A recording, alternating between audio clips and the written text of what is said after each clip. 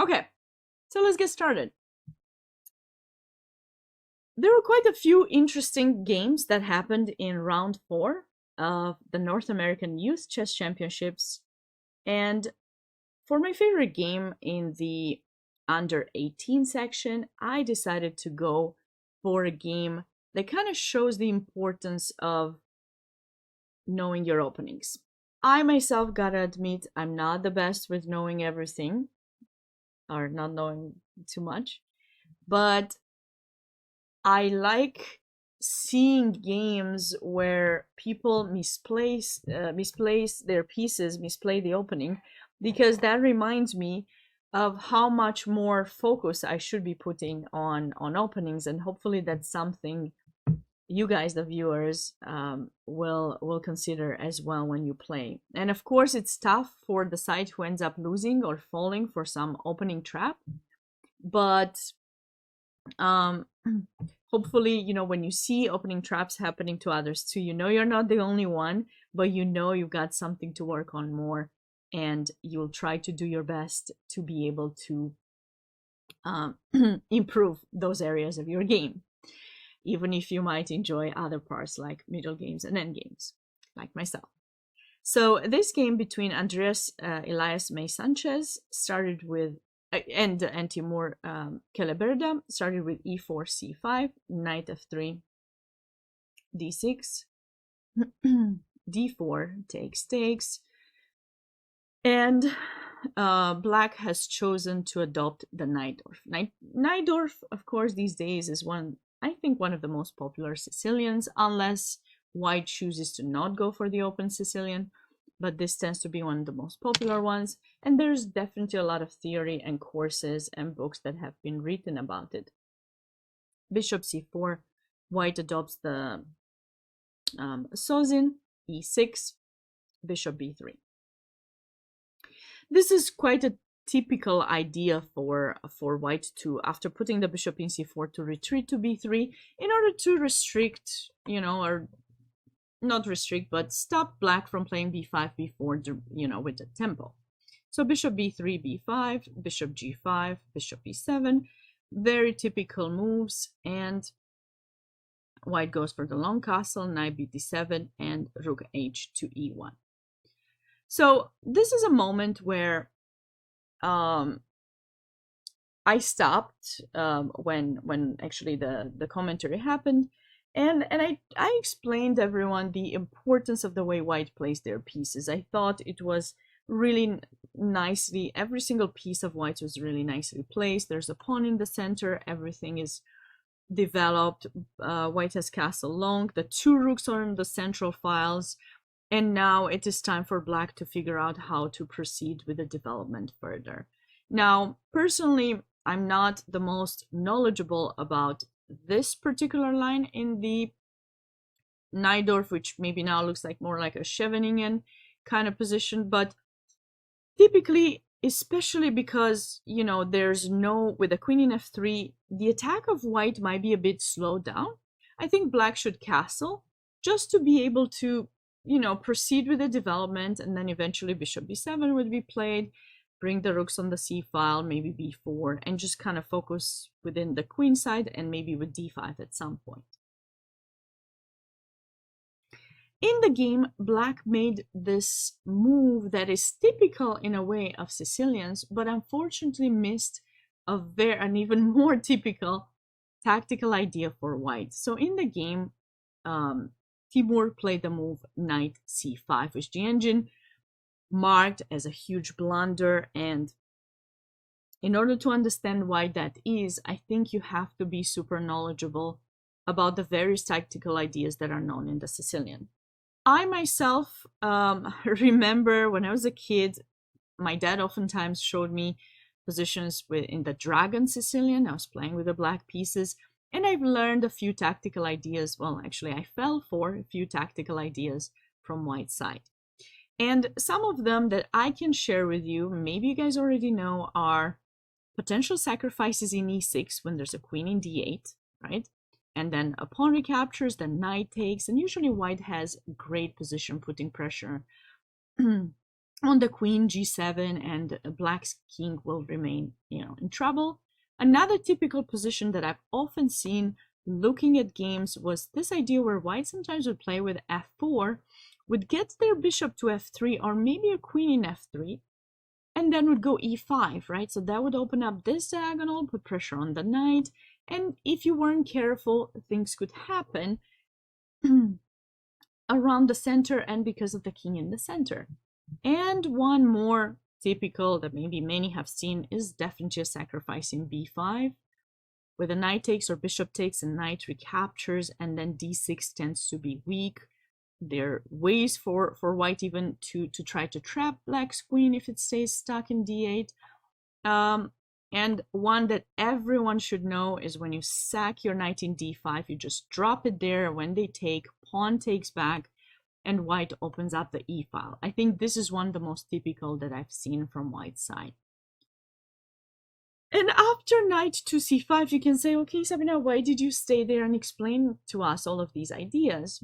Probably the reason I made that point is that I want everyone to kind of, whenever you learn an opening, don't just focus on the moves that you have to play, but understand the ideas and the tactical ideas that are present in the position, because by doing that, you're actually helping yourself to really understand what's going on and be mindful about potential geometrical things not happening to you when you actually play the game.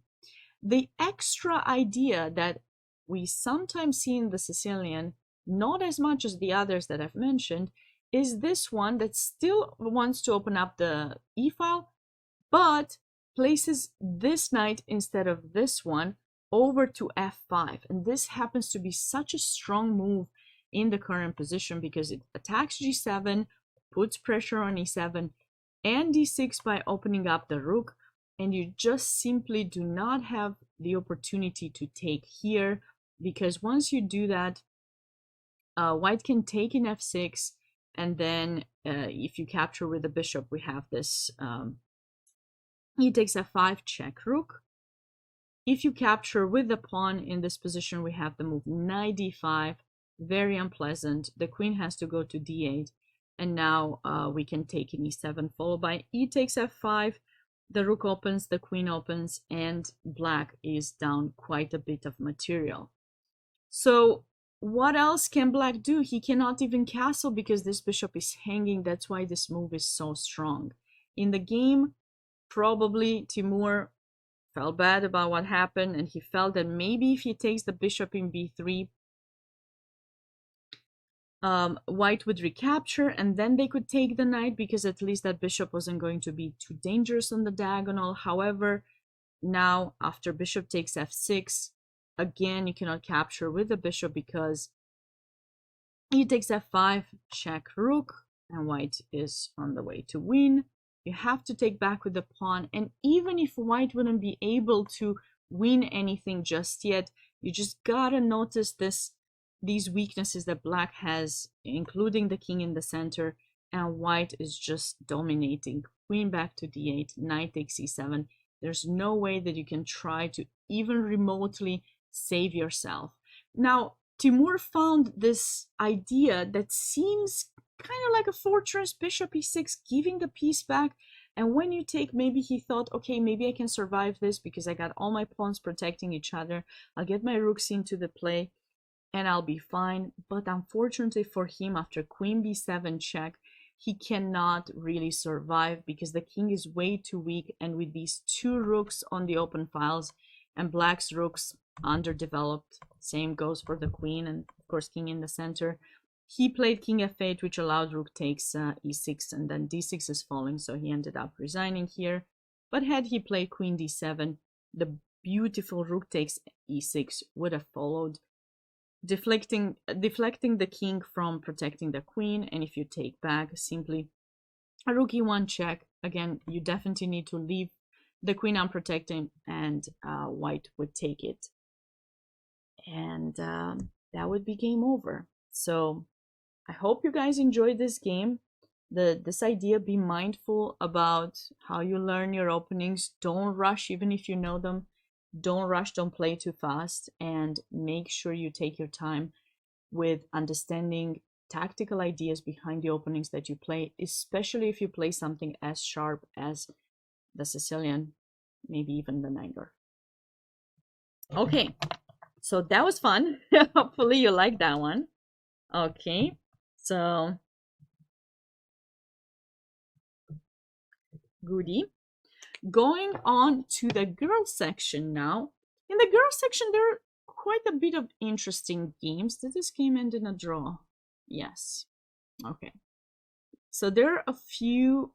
Let's get to the moment where I wanted to start the game from. I think it was here. And then the other game that I wanted to do, I just want to make sure it's ready for the recording. You guys remember which one it was? This one. All right. So this is 16, and the other one was 9.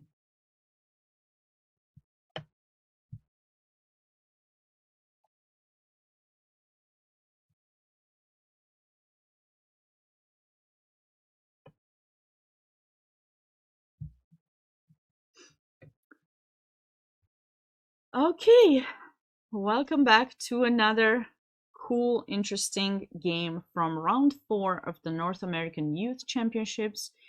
This round in the girls section, I found 2 very interesting rook endgames and I wanted to share with you. Personally, I'm a huge fan of rook endgames and love teaching them, love getting them in games, especially when I don't mess up myself and I get to actually apply the things that I know. And in this particular game, there were a few mistakes that were made by both sides that could have brought the game to finish. I don't want to say either way because the only person who can win this is white, very likely. So either a draw or a win for white. So it is very important to know what you're looking for in an end game in order to be able to know how to save yourself. In this particular game, white is up a pawn and black's king is far away. So if you know the Philidor, the Lucena, and the Ventura position, then I think you're set to understanding what it is that you need to do when you have rook pawn versus rook. So in this position, white made the mistake of playing the move a5, which allows black to draw the game. Instead of that, and I'll explain why, instead of that, rook g7 was a very important check here that pushes the king away, and now white has the opportunity to use the rook to cover the pawn from a lateral side, keeping this king super restricted, and this way the rook can always go to c4 or somewhere closer. The king will come to support the pawn to push forward. The rook will eventually cover all the checks and white will be on the way to win. In the actual game after a5, white maintains this passive rook, and you really want to avoid having a rook in front of the pawn unless you have ideas of taking it out, and whenever the opponent wins your pawn, you skewer them. In this situation, basically, if black plays the move rook f5, checks the king, and keeps that pawn under attack, there's no way for white to win this position anymore because all black has to do is just sit with the rook on 5th rank. When the pawn gets pushed to 6th, you move the rook, follow him up, better said, and you're just sitting now and waiting for white to protect the pawn in order to attempt freeing up the rook. Once you notice that pawn is protected, you just start giving lateral checks until the king is far enough away from the pawn. You can give a couple here if you want to. Then you place your rook back on the 6th rank, keep the pawn attacked to stop white's rook from escaping. If the rook goes back to a8, you immediately need to put your king in h7 or g7, so on the opposite side to the pawn, and literally just again sit with the rook on the 6th rank until this king comes to protect the pawn. Then you can start lateral checking that king until it's far enough away. If the pawn pushes, this is the moment where you switch over the position of your rook and you'll stay behind the pawn, and now all you have to do is give checks from behind. This is the technique that Ventura came up with, I think in the 1416 or 1400s. Now in the actual game, that idea was missed not just once, but I believe 2 times. As black gave this check, white is approaching the pawn, and now white misses the opportunity to try to free up the rook, right? We can go rook c7, we can go rook b7, one way to free up the rook. That could have worked, since, you know, we couldn't the pawn is not attacked, so that would have worked. But white plays rook a8, which still gives white the opportunity to win this position. And black thinks that by pushing white's king in front of the pawn, they will be able to keep it restricted to the edge and then draw the game. But white is winning now. A6, very good move. Rook c2 check, and now black thinks, okay, king b7, the king will approach, and it will be a draw. But guess what? The king belongs on these 2 squares. Those are the 2 squares where black's king should be. All white needs to do in this position is just approach black's rook, after which the pawn can be pushed in a7, and then we'll have this cool, very typical idea, rook a8, when the pawn gets captured, check rook, because the king belongs to those 2 squares in order to avoid that skewering. White ended up playing king b7, and now, because king b7, white, the engine kind of marks it as a mistake, it's still winning for white. But because it's the idea, it's clear that the idea is not going to be to approach the rook, it's rather to put the king in front. And this was white's last chance to save the moment and win the game. And it's not with rook h8. Now it's too late to do that. But the idea is that you definitely need this pawn to be pushed because you want to promote it. Black would give this check.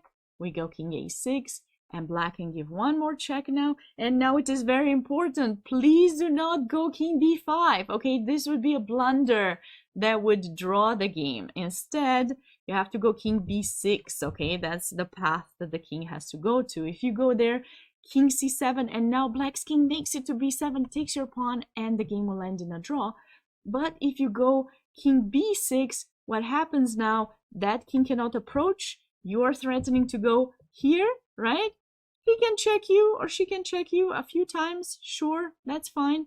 At some point, she's going to choose to go behind the pawn to stop its promotion. And now, this is the idea that I've been talking about for the past few minutes. This is how white wins. And if you don't take the pawn, white will promote. You can give 2 more checks, but this is it. So this was white's final moment to win this game. After rook h8, black gave this check, and now black saved herself, because now there's no way for white to get uncut from the situation. King c7, and now all these checks will not do much. Black can just sit and wait, and the endgame finished in a draw.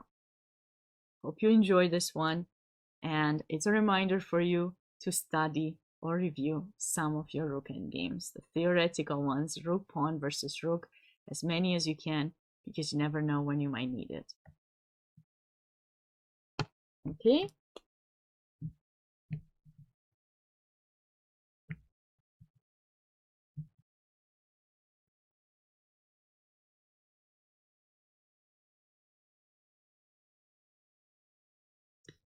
Lastly, the final choice that I had for round 4 of the North American Youth Championships was another rook endgame.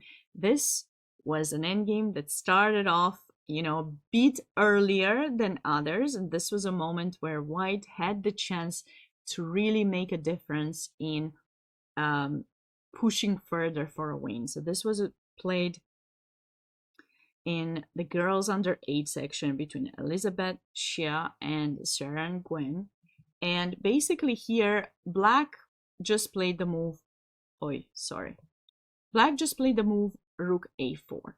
With this move, black wants to make the trade between these 2 pawns. And, you know, if you're trying to improve in this position, you kind of have to make the choice to trade, but you need to decide which pawn you're gonna trade it for, right? So like, do you want to keep the B and C pawns, or do you want to keep the A and B pawns? And in this position, Elizabeth chose to capture that one. Now, to me, it's very important to gain as many tempos as you can, and here b4 would have been the move that, in my opinion, would have given white the most chances to win, because now after rook takes b6, this pawn could have been in b3, but now it's in b4, more advanced, and white's path to improvement is quite easy. c5, c6, b5, rook b7, c7, b6. This is how a rook and two connected pass pawns advance. Black doesn't quite have connected pawns here. It has the e pawn, but this king should be able to stop it. So I think this would have been Elizabeth's best shot to winning the endgame. She, however, ended up taking, and now black was able to create some kind of counterplay by trading that pawn in f4, and now black's got also two protected passed pawns, and we have the same kind of rank. They're both advanced in a similar way. The plus for white that would give them still a small edge is the fact that the king is closer to those pawns and can stop them. So what happened here, basically going through the game, black is attempting some improvement here, but I think f5 should have been the way to make things easier, because of course if you trade, then we got rook d3 check, taking that pawn, and then things would you know, peter out to a draw very soon. h5 was played, and Elizabeth played very well a4. Then there was this check, king f4, king f8, and now white is winning. After a5, that pawn just marches because this rook is badly placed. And this was kind of a heartbreaking moment for me to see, because after rook d4 check, Elizabeth must have forgotten, you know, it's been a really long day, must have forgotten that after king g5, black has this rook d5 check pawn, and you cannot go king f6 because you actually get mated. So you need to go back or to h6, and then you lose this pawn, after which white does not have chances to win anymore. But instead of that move, if she had gone anywhere on the third rank, particularly here because it's with tempo, if black chooses to take that pawn, this pawn just marches. You can give one more check, we do not care. We go king e4, one more check, we advance, and if this rook tries to go stop the pawn, this pawn just marches. In rook endgames, it's about supporting your pawns and going with them to promotion the fastest way you can, because the rank of the pawn is going to help you convert positions. So it was a bit heartbreaking to see when Elizabeth played king g5, and then she went to h6. Now she has this endgame should be a draw, because this b pawn passed is definitely giving white you know, the opportunity to win. But what I wanted to show, and it has nothing to do with the players who played it, I'm just analyzing the position that I want you guys to be mindful about, because things can change, especially towards the end of the game. And that's the moment where we don't have as much time, we don't have as much energy, and that's when we have to try to push harder, because guess what? From a position where we saw black was very likely close to losing, things have turned around 360 degrees, right? Could completely turn around. And now what happens? After king g7, king g5, f6 check, very good, king h5, black did not realize that she was winning. She was just trying to stop this check that would allow white to play king g6 and push the pawn, and the girls repeated the position by going rook b7 back and forth. But going back to that moment where I said king h5, what is black's way to improve? Well, now you can notice this king is stuck in the corner on the edge of the board.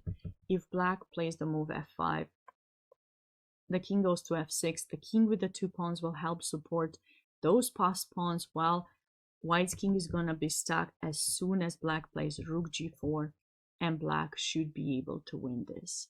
So the reason I chose this game is just to remind everyone, try to remember to reevaluate positions, especially in games, because those are the moments where you don't have that much time, and you don't know when things could start turning around your way.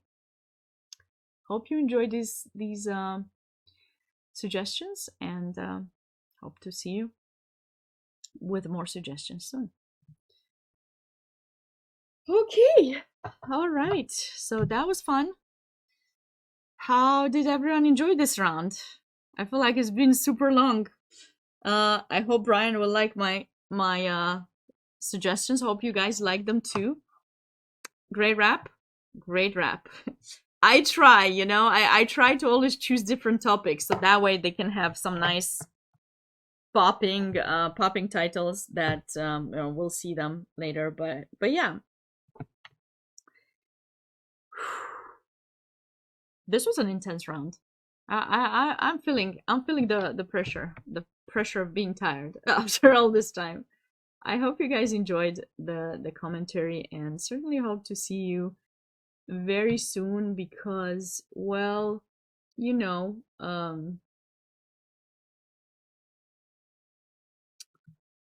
I'll be back around 4, 3:30 p.m., 3:30 or 4. So let's raid someone for now, get some rest, eat some foodie if I have time, and looking forward to more exciting chess in round 5. Players, considering they're so young, will probably get to be having some rest themselves. They actually have to play in about less than 2 hours, so hopefully they're taking sufficient rest. And hopefully you guys get your rest. It's Friday, right? It's Friday afternoon. Well, it's just 2 p.m. here, but certainly hope to see you guys very, very soon.